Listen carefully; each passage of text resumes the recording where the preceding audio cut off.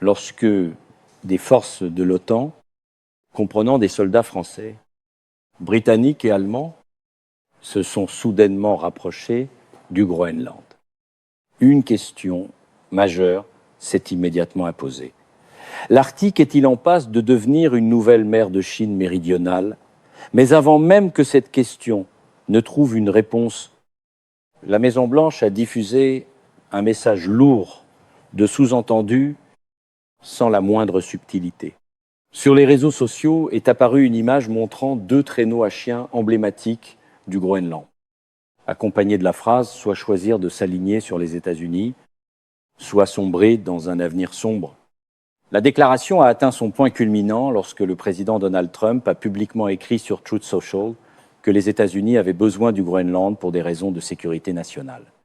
Selon lui, l'OTAN devait prendre la tête des efforts afin d'aider Washington à obtenir cet objectif.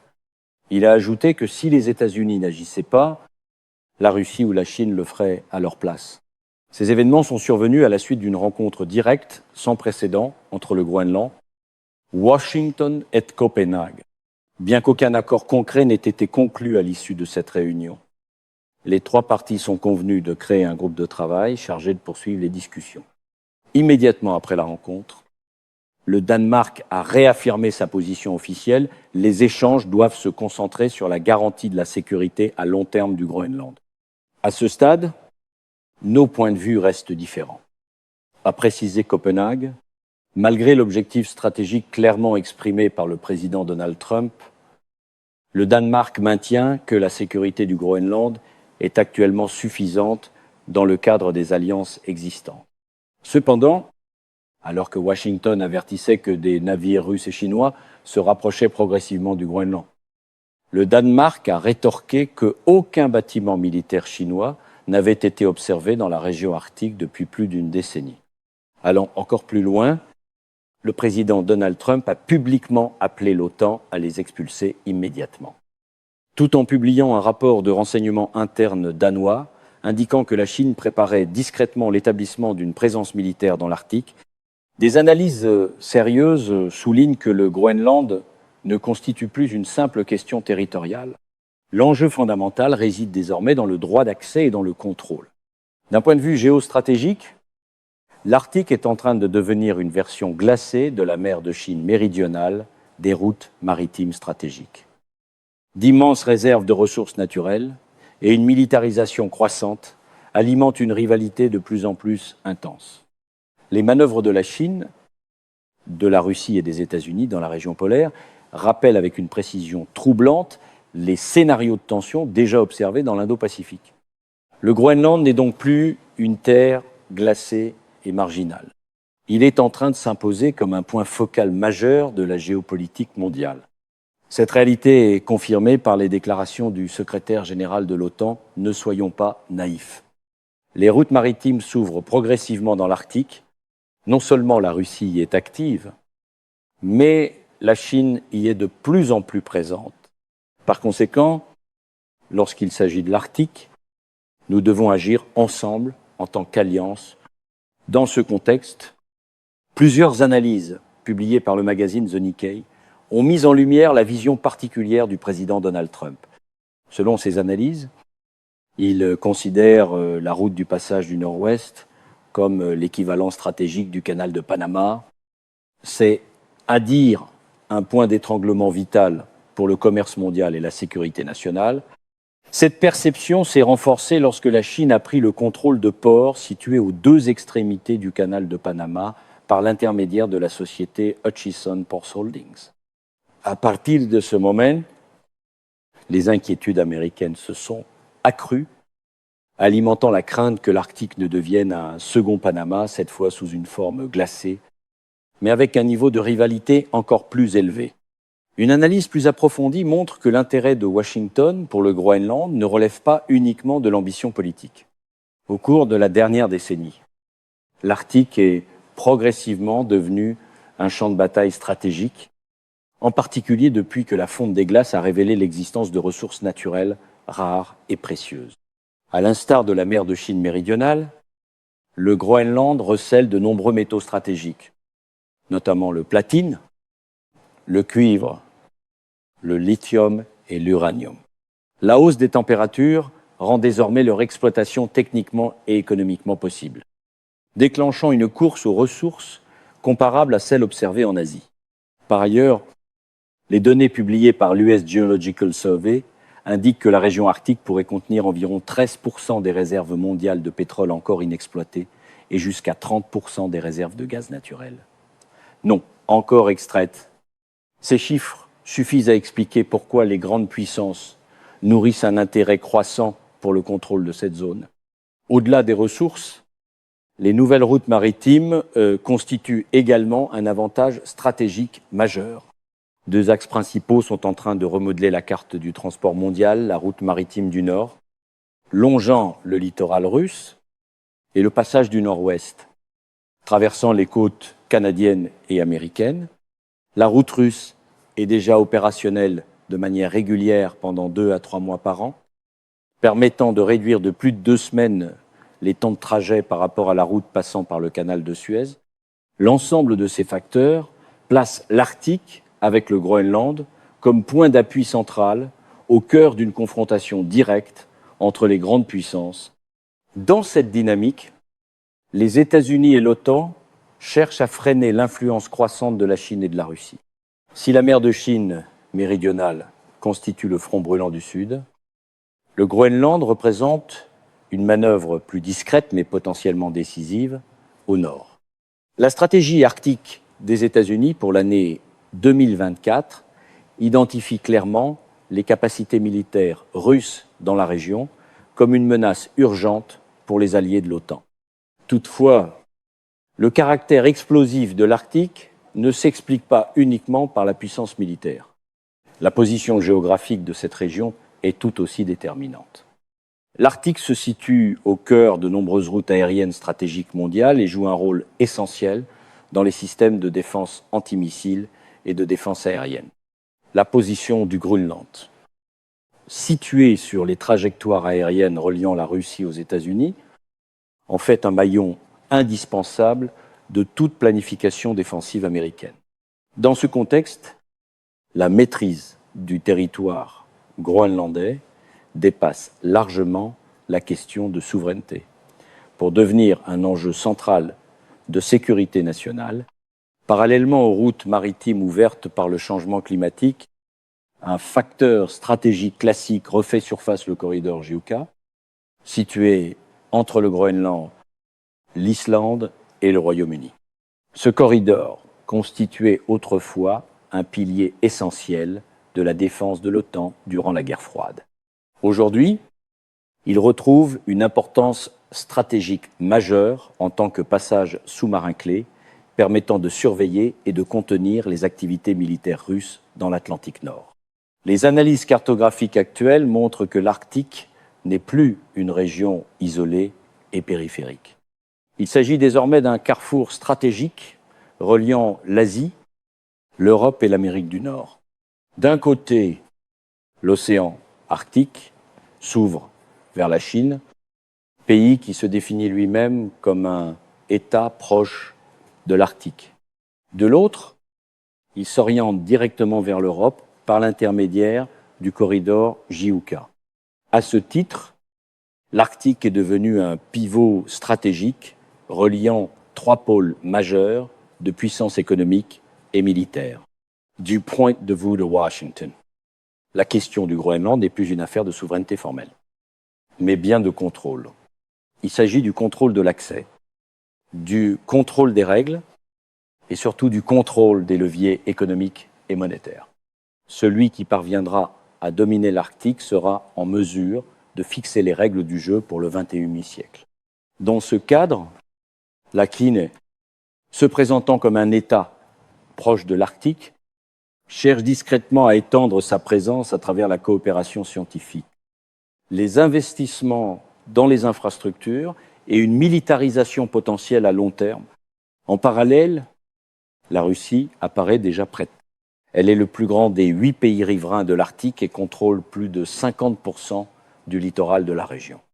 Plus significatif encore, la flotte du Nord russe dispose actuellement de plus de 70 sous-marins nucléaires et bâtiments de guerre. ainsi que de plus de 50 installations militaires, comprenant des bases aériennes, des stations radars et des postes avancés. L'Arctique est ainsi en train de rejouer une rivalité implacable, comparable à celle observée en mer de Chine méridionale. La différence réside dans le théâtre d'opération cette fois. La confrontation se déroule sur un champ de bataille recouvert de glace. Plus hostile encore, les positions sont déjà en place, les routes sont ouvertes et les grandes puissances n'ont plus le luxe de temporiser. Lorsque l'on observe la carte de la mer de Chine méridionale, un constat s'impose, la Chine n'est pas le pays disposant du littoral le plus étendu dans cette région. Ce titre revient au Vietnam. Pourtant, Pékin continue de brandir ce qu'elle appelle la ligne en 9 traits, parfois même étendue à 10 traits, pour revendiquer la quasi-totalité de la mer de Chine méridionale. Cette revendication englobe des zones économiques exclusives appartenant à 6 autres pays, dont Taïwan, les Philippines, la Malaisie, le Brunei, l'Indonésie et le Vietnam. Bien que cette revendication ait été rejetée en 2006 par la Cour permanente d'arbitrage, la Chine poursuit sans relâche la militarisation des îles, la construction de bases et l'exploitation des ressources, d'une manière qui rappelle étroitement les actions actuellement menées par la Russie en Arctique. 2 théâtres apparemment distincts, une mer tropicale et une région polaire, révèlent ainsi une même logique stratégique, la prise de contrôle de l'espace géographique et des ressources par la force de retour dans l'Arctique. Le président Donald Trump a tenu des propos particulièrement explicites et empreints d'avertissement. Il a déclaré que les États-Unis entretenaient de très bonnes relations avec le Danemark, mais que Washington était engagé dans la mise en œuvre du projet Golden Dome. Selon lui, les États-Unis mènent de nombreuses initiatives stratégiques et ont un besoin vital du Groenland. Il a ajouté que si Washington n'agissait pas, la Russie et la Chine interviendraient, tandis que le Danemark serait dans l'incapacité de réagir. Contrairement aux États-Unis, le projet Golden Dome constitue un tournant majeur dans la stratégie de sécurité nationale américaine et a été intégré au budget de la défense. Il s'agit d'un système de bouclier antimissiles multicouches destiné à protéger le territoire des États-Unis contre diverses menaces.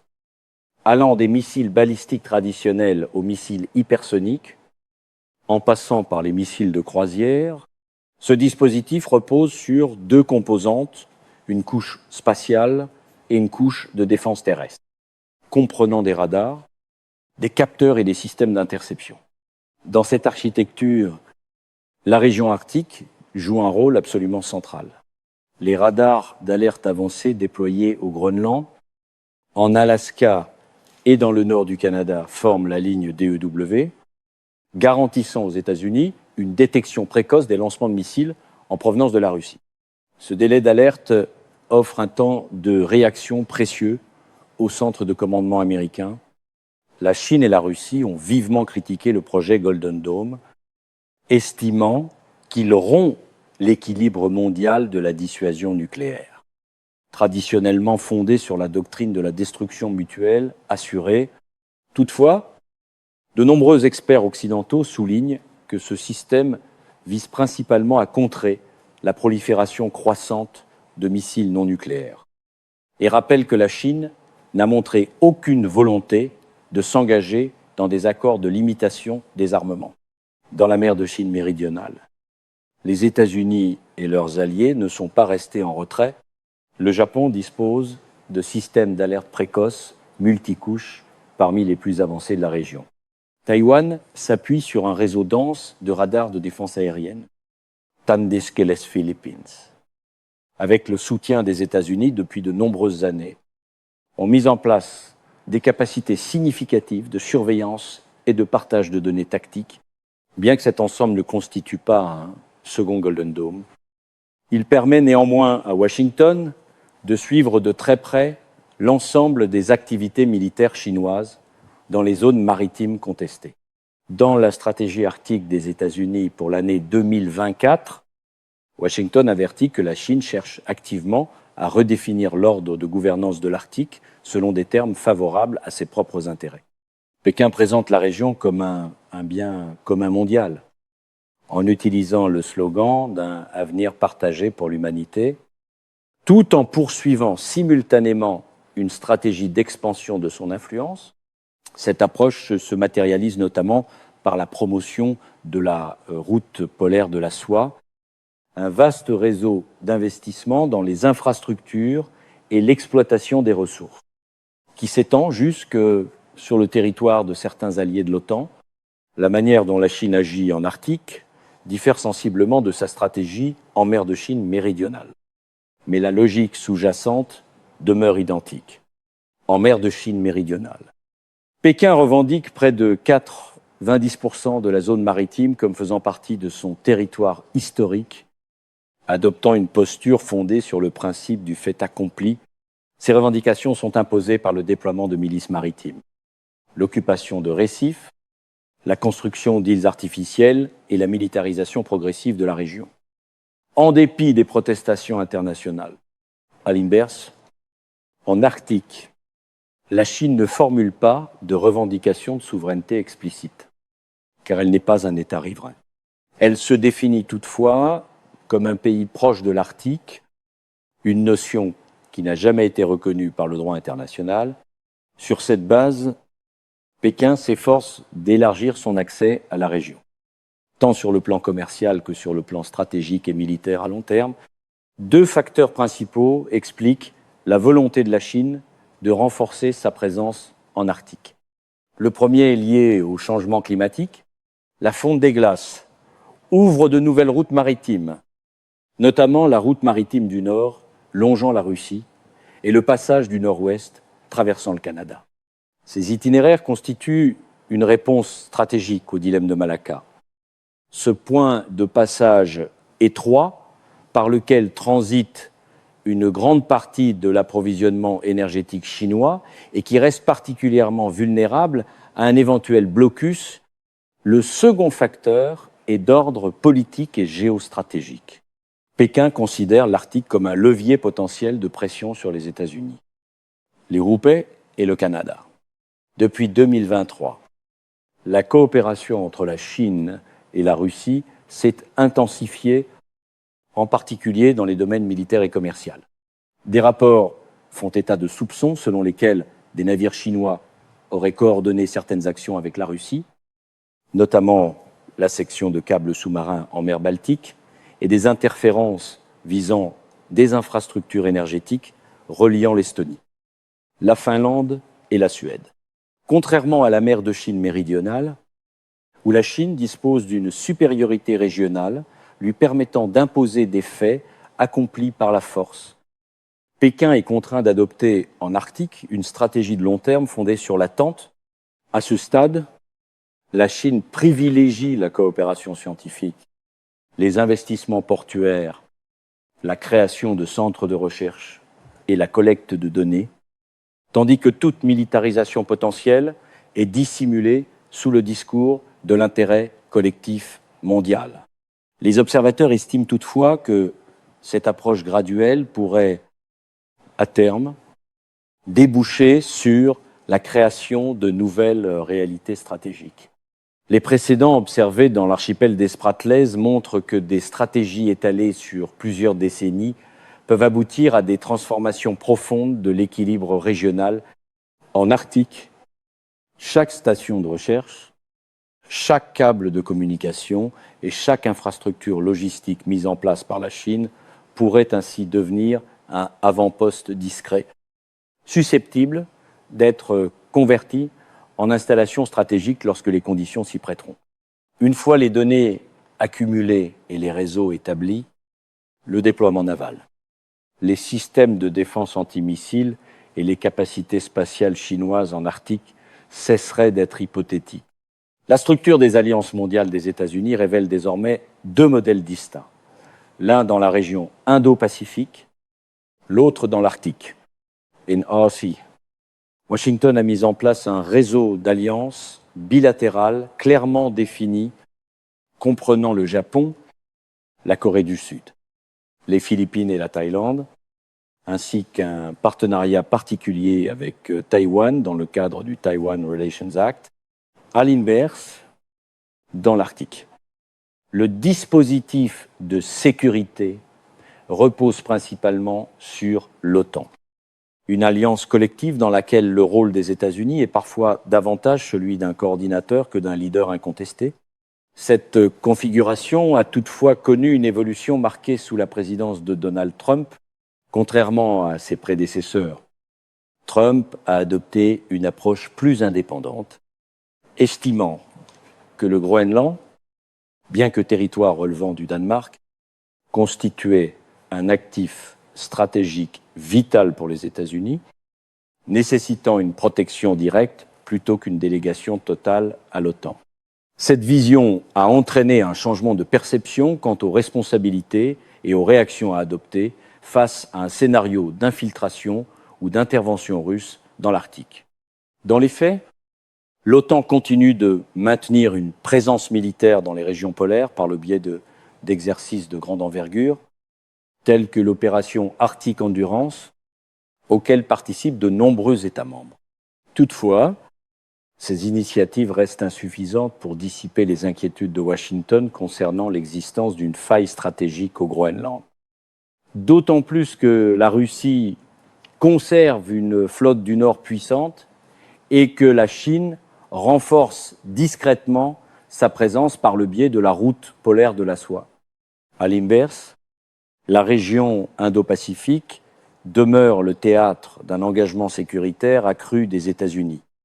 Malgré son éloignement géographique, ce contraste reflète une hiérarchisation stratégique selon laquelle l'Asie-Pacifique constitue le front prioritaire pour la politique de containment à l'égard de la Chine, tandis que l'Europe et l'Arctique sont progressivement considérés comme des zones où Washington attend de ses alliés qu'ils assument davantage de responsabilités. Dans ce contexte, le Groenland apparaît comme un point de rupture au sein de l'architecture traditionnelle des alliances. Washington a pris conscience que demander simplement à ses partenaires de faire plus ne suffisait plus. Situé sur l'axe des routes aériennes stratégiques reliant la Russie aux États-Unis, le Groenland joue le rôle d'une première ceinture de défense. En raison de cette position clé, Donald Trump ne considère plus le Groenland uniquement comme un territoire stratégique, mais comme un élément intégré au concept de défense élargie du territoire américain. À plus long terme, la possibilité d'une implication plus profonde de la Chine en Arctique ne peut être exclue. Bien que certaines tentatives d'acquisition de terres en Islande ou en Norvège aient été bloquées, les investissements stratégiques, la collecte de données et la coopération avec la Russie se poursuivent. Des incidents passés ont suscité des soupçons quant à une possible coordination sino-russe dans des opérations de sabotage, notamment la section de câbles sous-marins ou des interférences visant des infrastructures énergétiques dans la région de la mer Baltique. Ces éléments sont perçus comme les prémices d'une stratégie dite du salami slicing, consistant à avancer par étapes progressives, déjà observées en mer de Chine méridionale. Même si la Chine ne dispose pas encore, à ce stade, de capacité suffisante pour agir unilatéralement en Arctique, comme elle le fait en Asie. Un horizon de 30 ans constitue une période suffisamment longue pour rendre ce scénario plausible. Le Groenland, territoire froid et faiblement peuplé, est ainsi en train de devenir l'épicentre d'une confrontation systémique entre grandes puissances. Malgré une population d'environ 200 000 habitants, le déséquilibre entre son importance stratégique et sa capacité de défense a alimenté des débats de plus en plus intenses. Selon de nombreux analystes, si les Alliés hésitent ou restent passifs, les États-Unis pourraient être amenés à agir de manière unilatérale. La Chine, pays qui ne dispose pas encore de capacités suffisantes pour projeter pleinement sa puissance en Arctique, cherche avant tout à façonner les règles du jeu par la promotion de nouvelles normes et de nouveaux cadres conceptuels. Ses objectifs stratégiques sont clairs, mais l'écart entre ses ambitions et ses capacités opérationnelles demeurent importants. Toutefois, l'expérience de la mer de Chine méridionale démontre que les stratégies chinoises peuvent s'étendre silencieusement sur plusieurs décennies avant de produire des changements concrets sur le terrain. Rien ne permet donc d'exclure qu'un scénario similaire puisse se reproduire en Arctique au cours des 30 prochaines années. La récente déclaration du Premier ministre du Groenland affirmant que le territoire est confronté à une crise vient renforcer cette analyse. Il ne s'agit pas d'une crise locale isolée, mais bien du symptôme d'une transformation systémique plus profonde. De nombreux experts estiment que ce ne sont pas seulement le Groenland ou l'Arctique qui sont concernés, mais l'ensemble du système international, engagé dans une phase de réajustement de l'ordre mondial, où les institutions, les règles et les alliances traditionnelles sont remises en question de manière fondamentale. Il convient également de souligner que Donald Trump ne représente pas uniquement une figure politique individuelle, mais l'incarnation d'une nouvelle école de pensée stratégique aux États-Unis. Cette approche rejette les cadres traditionnels, remet en cause la valeur des alliances établies et privilégie une politique étrangère fondée avant tout sur la défense directe du territoire national. Cette orientation a placé de nombreux alliés américains dans une position d'incertitude et de passivité. Par le passé, Washington pratiquait ce que l'on appelait l'ambiguïté stratégique, consistant à ne pas révéler clairement ses intentions dans les situations sensibles sous l'administration Trump.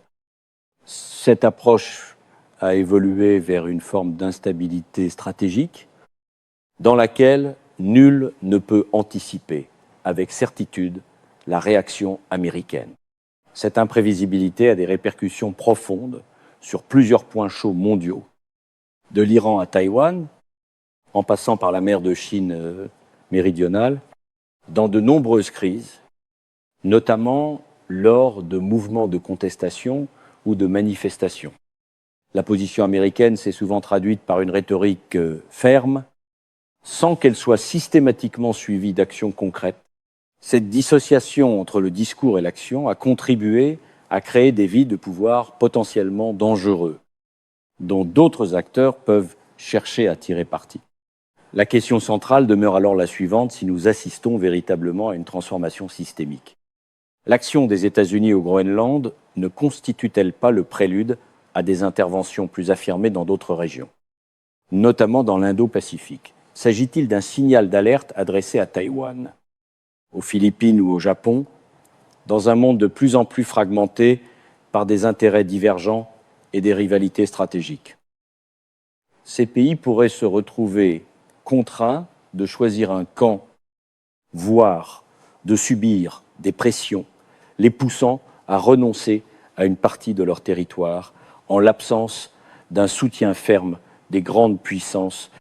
Ce qui suscite une inquiétude encore plus profonde n'est pas uniquement l'impact des décisions prises par un dirigeant comme Donald Trump, mais l'existence de forces structurelles plus vastes qui ont favorisé son ascension et qui continuent de redéfinir la politique étrangère américaine.